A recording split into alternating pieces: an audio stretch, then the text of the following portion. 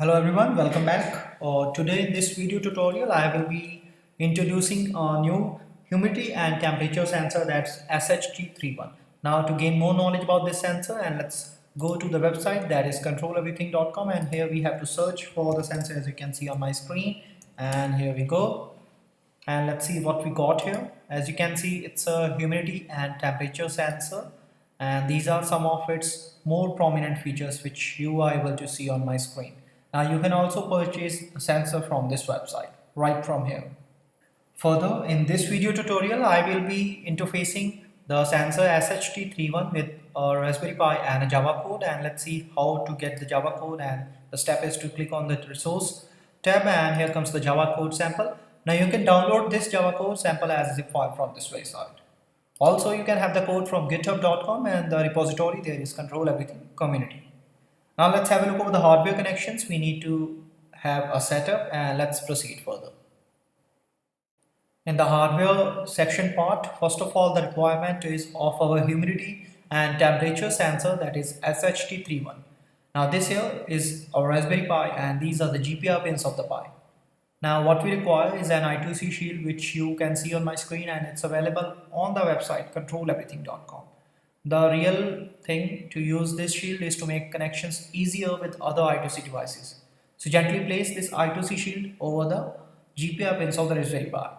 Now we require a connecting cable and gently connect it to the sensor, and make sure that the brown wire of the cable should be connected to the ground terminal of the sensor, and same reason for the I2C shield.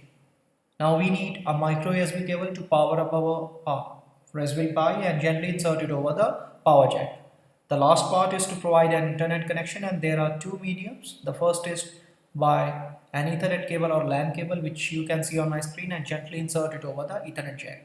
The second is an wireless USB nano adapter, which you can see on my screen. Now we are done with all the connections for this setup. Let's have a look over the code so that we can interface the sensor with that. Now for the working environment, we need to locate the Java code, and for that we have to log into github.com, and here we have to search for the repository, that is Control Everything Community. And after that we have to search for the sensor, as you can see, which is SHT31. It's coming up, and here it is, SHT31, and here comes the Java code. Let's have a look over the instructions first. We have to download and install Pi4j library on the Raspberry Pi, and this pi4j.com is the link from where we can have all the relevant information regarding the steps to install Pi4j. Please note them down carefully and do the installation. And this here is the command to compile the Java code, and this to run the Java code. Note them down also. After that we have to get back to the Java code, which is .java extension file. And in the code, as you can see, we have imported some of the Pi4j libraries, and we have public class created, which is SHT31. Then we have bus.get device, which will show the address of the sensor, that is 0x44. And we are going to have a writing part where we are going to send high repeatability measurement command, and its command MSB LSB, which is a 16-bit data, as you can see, 0x2C, 0x06. And then we have a reading section where we are going to read 6 bytes of data, which is temperature and humidity data. Then the conversion of the data takes place here, which is according to the guidelines and the formulas provided in the data sheet for SHT31. And at the bottom of the code we have the output to be printed on the screen, which is the temperature in Celsius and Fahrenheit, and the relative humidity along its unit is %RH. Now this is a code, as you can see, of the Java code for the sensor SHT31. Now let's have a look over the working part. Coming to the working section, in the working environment, first of all the step is to copy this entire code, as you can see, and now open up the terminal for the Raspberry Pi, and here create a new file. As you can see, it's a Java extension, as you can see, and here we have to create a file and paste the code there.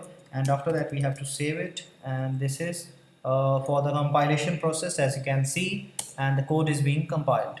It's done. Now this is the command to run the code, and as you can see we have the temperature in Celsius and Fahrenheit along with the relative humidity, and again we have that. But when I press my finger over the sensor and run the command, you can see the change in the temperature and the relative humidity, and again when I run the command, the changes there for temperature in Celsius and Fahrenheit, along with the change in relative humidity in percentage RH. So this is how the sensor responds. Now what do we require is to have a look over the benefits and the applications regarding this sensor.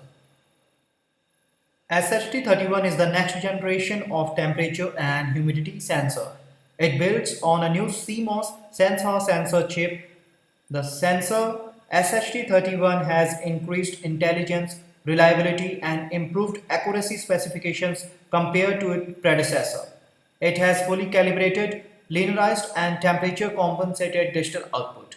Due to these features, it is applicable in a lot of applications such as medical appliances, IoT, automotive grade industries, and a lot more to mention.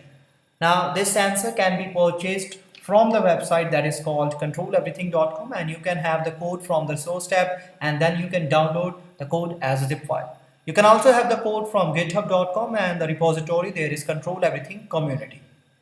In the end, I just want to make it clear that for any further queries, you can go to and reach us on controleverything.com, and for posts and comments, you can go to our community page. For articles and blogs, you can have a look upon instructables.com, and to subscribe more video tutorials just like this, you can go to our YouTube channel.